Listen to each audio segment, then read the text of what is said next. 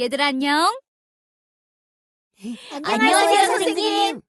너희들 차림새가 꼭 어디 놀러라도 가는 것 같구나. 그런데 준호와 이지는 해수욕장에 가는 폼이고 태호와 인영이는 산으로 가는 폼인데. 맞아요. 여름 방학 때 어디로 놀러 갈지 정하기로 했는데 의견이 갈렸어요. 이거 큰일이구나. 바다는 무서워요. 물에 빠지면 어떡해요. 안전한 산으로 가는 게 좋다니까 쟤네는 자꾸 아니래요. 무슨 소리? 여름 하면 바다지. 우리 엄마가 잘 보살펴 주신다고 했으니까 걱정 없어. 선생님은 어디가 좋으세요? 바다예요? 산이에요? 아니면 계곡이요?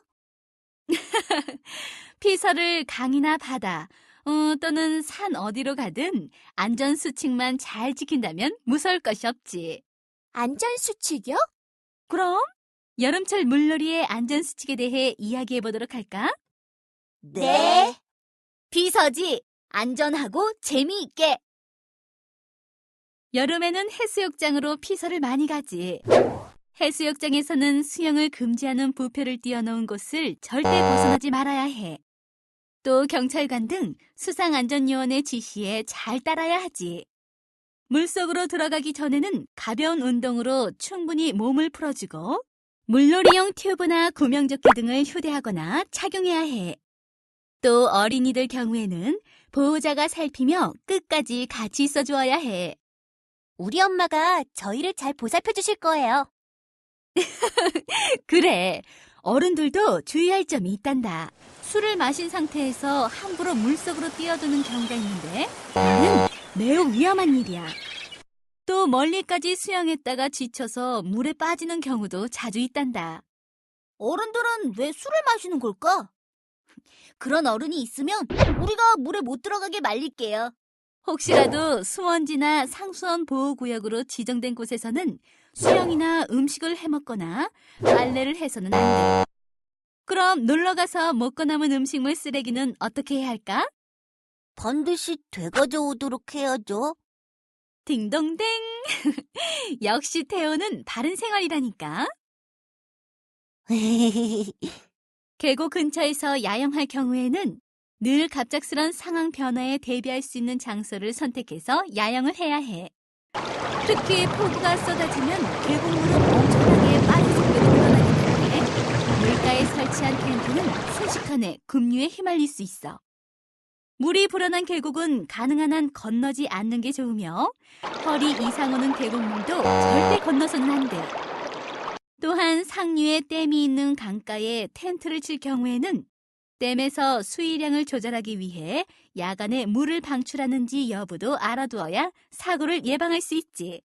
계곡에 가면 어른들은 술 드시고 화투를 치면서 저희한테 신경을 안 써요. 그럼 안 돼. 너희들은 계곡 물놀이 중 넘어지면 바로 익사로 이어지는 경우가 많기 때문에 항상 옆에서 지켜봐야 한단다. 엄마가 그러는데 깊은 산 계곡에서는 수영을 하면 안 된대요. 왜 그렇죠? 그건 심장마비 우려 때문이란다. 깊은 산 계곡물은 날씨가 더울수록 계곡물이 상대적으로 더욱 차갑게 느껴지기 때문이야. 선생님, 피서지에서 대피를 해야 할 경우가 생길 수 있잖아요. 그럴 수 있지. 그럴 때는 방송을 통해 수시로 기상 정보를 파악하고 기상이 나빠졌을 때에는 재빨리 하산하거나 높은 곳으로 대피하도록 해. 계곡 같은 데서는요? 계곡이나 개천가, 산사태 위험 지역에서는 우선 야영 자체를 피하고 야영 중에 계곡이나 하천이 넘칠 때에는 몸부터 신속히 대피해야 해. 하천변이나 섬 주변에서 낚시를 하는 사람도 안전지대로 철수해야 하고 절대 모험심에 무리하지 말고 안전한 곳으로 우회해야 한다. 알겠지? 네. 너희들 선생님 말씀 들었지? 어디라도 안전수칙만 잘 지키면 안전하다고 하시는 말씀. 그러니 바다로 가는 거야. 난 오히려 더 산으로 가야겠다는 생각이 들었는데 내가 물에 빠지면 준호, 네가 구해줄래? 나? 수영 잘 못하는데.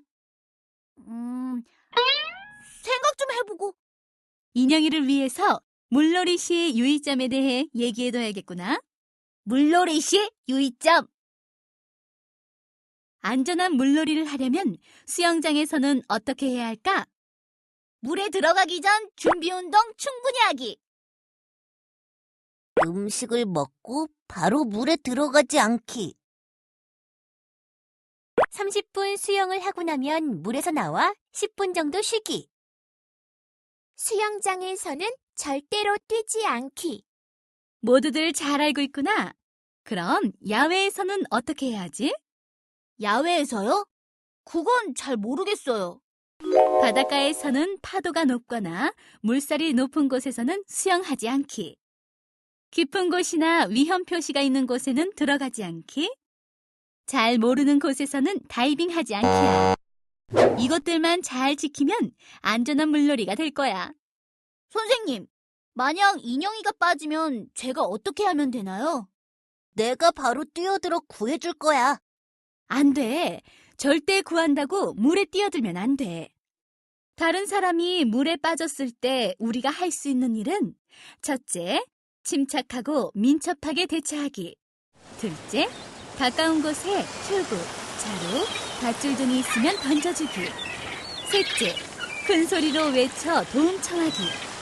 넷째, 직접 물에 뛰어들지 않게 한다. 물에 빠져 있을 동안 저도 뭘 할 게 있지 않을까요? 당연히 있지. 물에 빠졌을 때 가장 중요한 것은 당황하지 않기란다. 그리고 물에 뜨려고 몸부림을 칠수록 물속으로 가라앉게 되기 때문에 온몸에 힘을 빼고 물 위로 떠오르도록 해야 한단다. 알겠니, 인형아?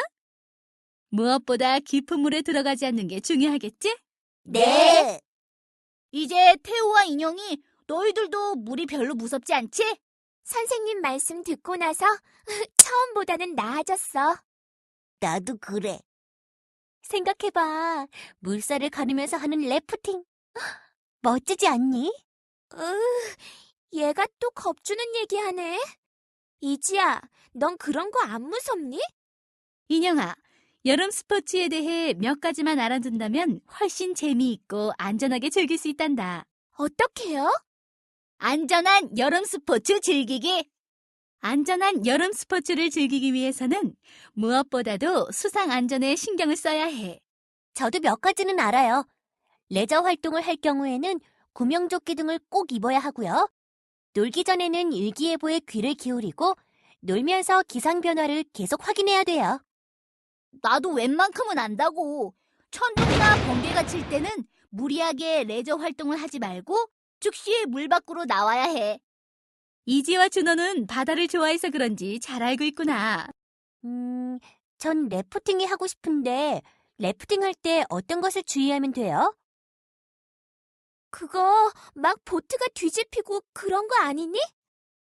래프팅이야말로 안전수칙만 잘 지키면 안전한 놀이기구란다. 래프팅의 출발 전에는 코스와 안전수칙, 장비 등을 잘 확인하고 반드시 충분한 준비 운동이 필요해. 구명조끼와 헬멧은 꼭 착용하고 벗거나 느슨하게 하지 않도록 조심하고 튜브 사이 또는 보트 안의 로프에는 발이나 손을 끼우지 않아야 해. 급류에서 선두는 먼저 통과하고 난 후 대기 상태에서 뒤에 오는 보트를 안전하게 유도를 해야지. 중간에 보면 쉬었다 가고 그러던데요. 너무 힘들 것 같아. 맞아.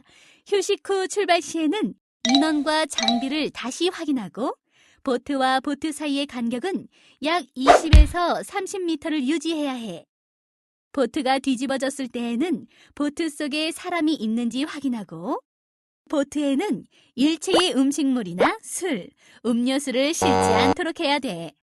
에이, 보트 위에서 김밥 먹으려고 했었는데. 준호야, 그건 안 돼. 보트에서는 안전요원의 안내에 따라 행동하고 개인 행동은 하지 않아야 해. 초보자들끼리 급류를 타는 것은 위험하니까 경험이 풍부한 사람과 같이 타야 한단다. 얘들아, 이제 어디를 가든 위험에 잘 대처하고 재미있게 놀 수 있겠지? 네. 선생님도 같이 가세요. 맞아. 선생님이 우리를 돌봐주시면 되잖아요.